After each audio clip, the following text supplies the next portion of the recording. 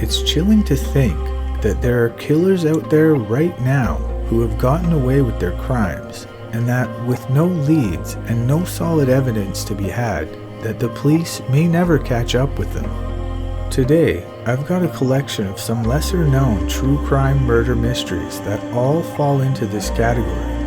But perhaps someone out there, maybe even yourself, has the information needed to catch the people responsible for these heinous crimes.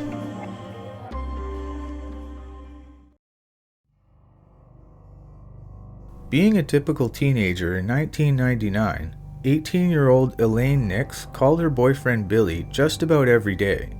Since she lived in Georgia and he in Cleveland, the phone charges quickly racked up to $75 in a single month. Soon, Elaine's mother blocked long-distance calls from their line and told her daughter that she would have to make another plan to get in touch with Billy. Unperturbed, Elaine started driving to Zach's food rack to use their payphone, which cost her only 35 cents for unlimited talk time. The couple got into a routine whereby Elaine would call around 11 p.m. and they would talk for about an hour, after which she would drive back home. On September 20th, 1999, Elaine and Billy spoke for about an hour about an upcoming camping trip. When they hung up, Billy assumed Elaine would drive back home as per usual. Unfortunately, Elaine never made it home. Her parents weren't overly concerned at first, since Elaine frequently stayed over with friends and family instead of driving home. However, when their daughter didn't show up for work the following day, they knew something was wrong. Driving past Zach's food rack, they spied her car in the parking lot, key still in the ignition, driver's window rolled down. On the passenger seat sat Elaine's purse and a packet of cigarettes. Elaine's mother drove the car home, unknowingly destroying potential evidence. After the teenager was reported missing by her parents, roadblocks were set up while her family searched the area around the restaurant. 9 days after her disappearance, an unnamed person cutting the grass behind a park made a tragic discovery. Elaine's body, naked and badly decomposed, lying just inside the tree line. She had been killed and dumped 17 miles from the payphone she frequented. An official cause of death was never established due to the advanced decomposition of the remains, yet theories surfaced that Elaine Nix had been strangled or smothered. A murder investigation was opened, but a lack of leads and evidence led to the case running cold within a few years. To this date, no arrests have been made, and Elaine's killer may still be on the loose.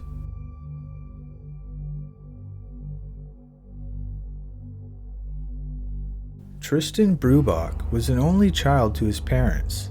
The family lived in Frankfurt in Austria, and Tristan attended Walter Kolk Primary School up until the 5th grade, after which he moved to a school in Sindenlingen. Tragically, Tristan's mother, who was a drug addict, took her own life when her son was only 10. Tristan's grandmother soon moved in with him and his father to help look after the young boy.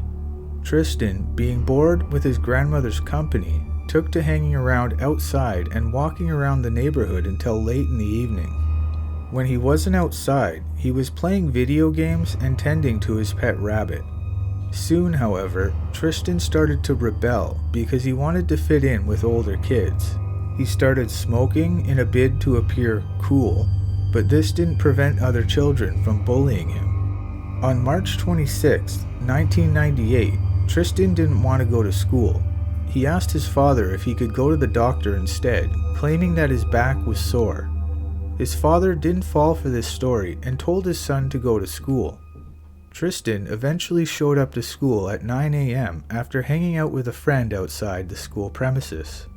Later in the day, he asked the teacher if he could leave early to go to the doctor and was granted permission.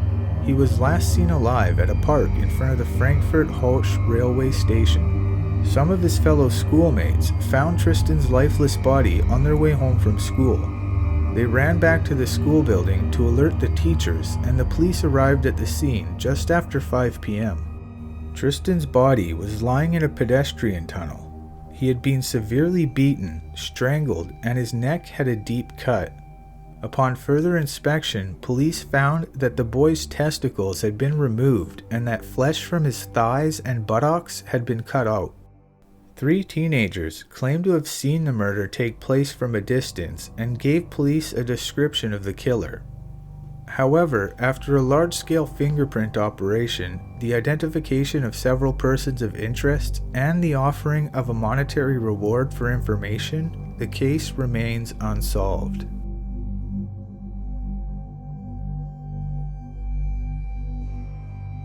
Excitement hung in the air in the city of Paderborn, Germany in June 2006 as the FIFA World Cup tournament was in full swing.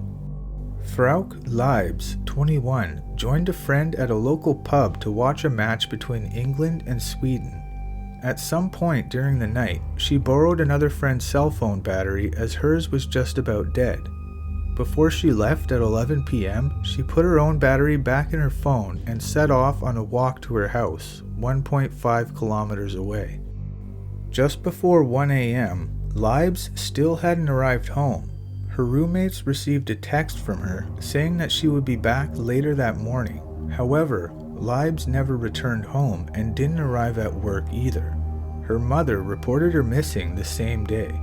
In the days that followed, Liebs called her roommate 5 times from 5 different locations within Paderborn. She didn't answer the multiple questions her roommate had and would only repeat that she would be home soon. During the last phone call, Frauke's sister spoke to her and later told police that Liebs had answered yes when he asked whether she was being held captive. The phone calls then abruptly stopped. Liebs' remains were found near Lichenau almost 4 months later. Her bag and possessions were missing. Her body was severely decomposed and a cause of death could not be established.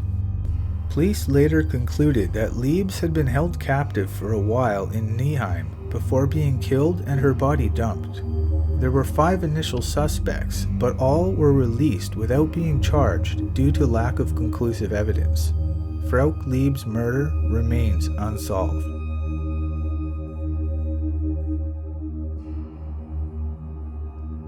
On August 23, 1987, a cargo train was traveling through Alexander, Arkansas, when the driver saw something on the tracks ahead. As the train closed in on the object, he could see it was a body.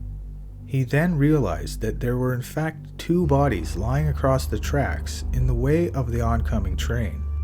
Attempting desperately to stop and blowing the horn incessantly, the driver almost succeeded in avoiding hitting the bodies, but unfortunately the train's momentum caused it to roll over them.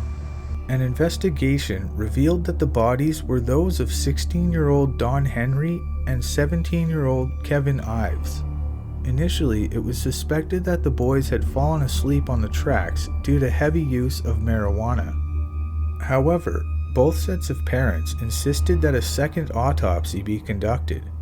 Eventually, a pathologist realized that the marks on Don Henry's shirt were consistent with a stabbing injury, and that Kevin Ives' skull had been crushed, possibly by the rifle he used to hunt with. Some witnesses claim to have seen a man dressed in military attire a week before the train incident, as well as the same day the train hit the boys. One theory had it that the boys may have stumbled across a drug dealing operation and had been murdered for it. Police investigated all possible leads, but they all led to a dead end. To date, the boys' killer remains unknown.